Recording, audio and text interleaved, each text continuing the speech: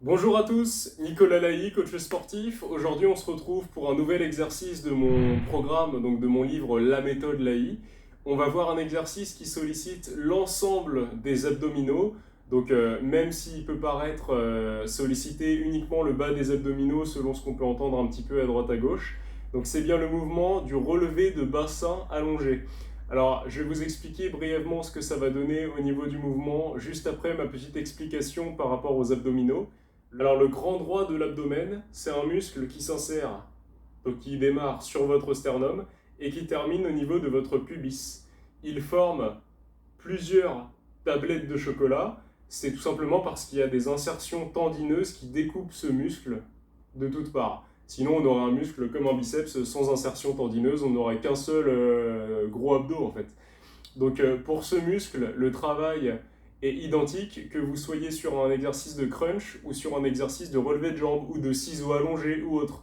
Vous n'allez pas solliciter, et j'en suis désolé, un petit peu plus votre bas des abdos ou seulement le haut de vos abdos. En fait, on ne peut pas segmenter le travail sur le grand droit de l'abdomen.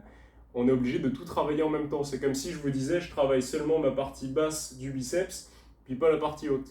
C'est impossible, tout le muscle travaille ensemble pour fournir la puissance. Alors vous allez peut-être me dire, mais pourquoi finalement, moi quand j'effectue mon relevé de bassin allongé, je sens surtout le bas de mes abdos? Ou alors pourquoi lorsque je fais mes crunch pieds au sol, je sens surtout le haut de mes abdos? Alors c'est tout à votre honneur, c'est vrai, vous sentez le haut ou le bas des abdos, d'ailleurs moi aussi c'est ce qui m'arrive lorsque je fais ces exercices. Cependant, ça veut juste dire qu'il y a une coupure d'afflux sanguin au niveau de la flexion de votre muscle et c'est ce qui va ramener en fait toute l'acidose au niveau du muscle.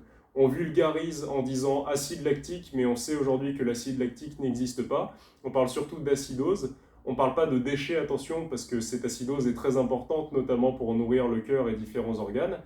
Mais si vous voulez, dans l'effort musculaire au niveau des abdominaux, l'ensemble des abdos travaille. Tout ce qu'on fait, c'est lever soit le haut du corps, soit le bas du corps, pour venir en fait varier un petit peu les contractions, comme ce qu'on fait sur tous les autres exercices, par exemple sur le bas du corps.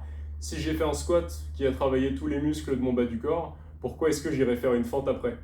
Au final, j'ai déjà travaillé tout mon bas du corps. Eh bien non, puisque en fait je change d'angle musculaire, je vais solliciter des fibres légèrement différentes. Le fait de changer d'angle, le corps doit adapter en fait tous les changements que vous allez lui donner. Donc les variations des exercices des abdominaux, c'est surtout pour ne pas se lasser et puis pour progresser un petit peu plus vite. Mais voilà, c'était juste pour faire un point là-dessus, pour casser un petit peu une idée reçue du fait qu'on ne peut pas isoler soit le bas du ventre, soit le haut du ventre. Faudrait peut-être que je fasse une vidéo d'ailleurs plus complète sur ça, notamment sur la perte de poids, parce que là c'est pareil, c'est pas en faisant des exercices de relevé de bassin allongé que vous allez perdre du gras sur le bas du ventre. La perte de gras, elle se perd partout. En fait, le corps puise le gras comme une énergie un petit peu universelle en aérobie, c'est-à-dire dans un effort assez léger.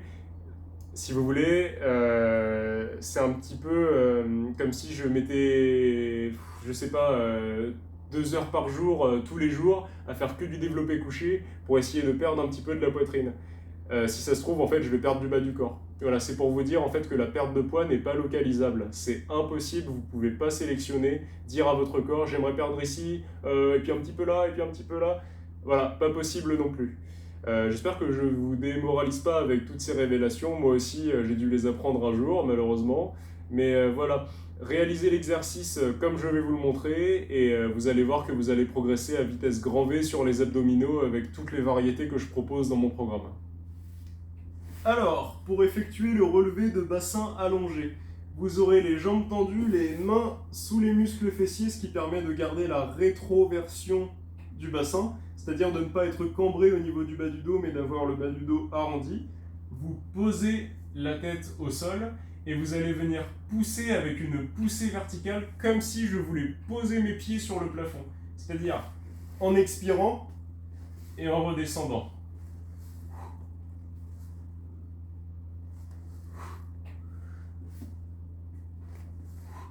Alors la consigne avec les mains sous les fesses, c'est surtout une histoire de prévention pour les personnes un petit peu sensibles du bas du dos.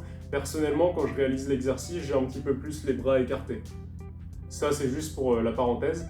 Ce qu'il faut retenir, c'est qu'il faut bien rester en contraction, comme d'habitude, sur vos muscles abdominaux, notamment sur votre grand droit de l'abdomen, donc comme vu précédemment dans la vidéo.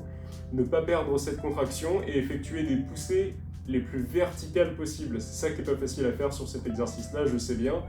Mais voilà, vous allez voir, c'est un super exercice, ça change un petit peu des exercices qu'on peut trouver d'habitude sur les abdominaux. Et puis voilà, je pense qu'on a à peu près fait le tour. Bon courage et puis on se retrouve très vite pour un nouvel exercice.